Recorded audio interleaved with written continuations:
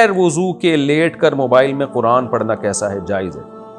مفتی صاحب کیا سجدے کی حالت میں تلاوت کر سکتے ہیں؟ نہیں کر سکتے، حدیث میں منع ہے۔ میں عالمہ نہیں ہوں، لیکن کیا علماء سے سن کر دین کی باتیں عورتوں کو بتا سکتی ہوں؟ جی بتا سکتی ہیں،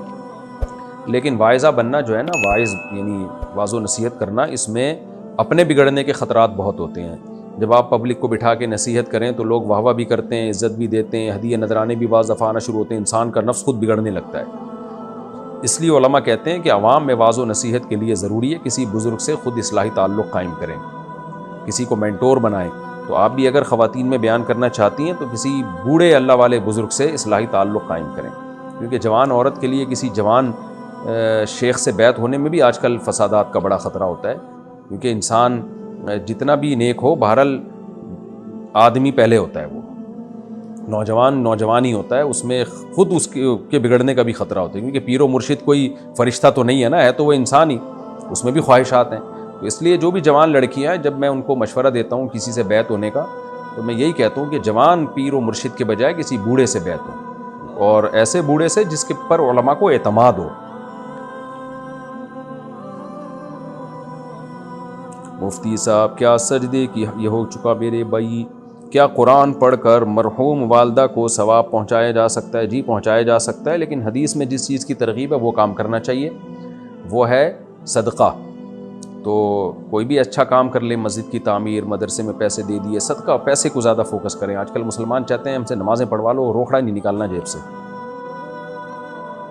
اگر کسی عورت کی عشاء کی نماز غلطی سے قضا ہو جائے اور صبح اس کے ناپاکی کے ایام شروع ہو جائیں تو اس کی قضا ناپاکی کے ایام ختم ہونے کے بعد پڑھے گی اور کس وقت پڑھ سکتی ہے؟ جی ناپاکی کے ایام ختم ہونے کے بعد وہ جب چاہے قضا پڑھ لے، ناپاکی میں نہیں پڑھ سکتی، لیکن یہ کبیرہ گناہ ہے نماز کا قضا کر دینا، خوب سمجھ لیں۔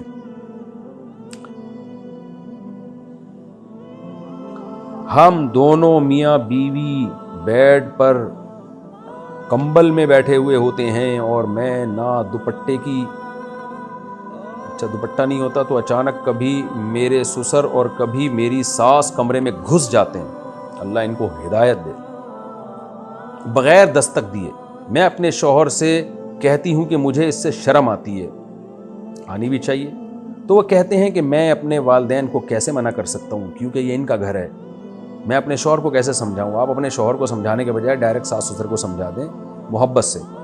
بولیں انکل ہم کمرے میں بیٹھے ہوتے ہیں، شوہر کے ساتھ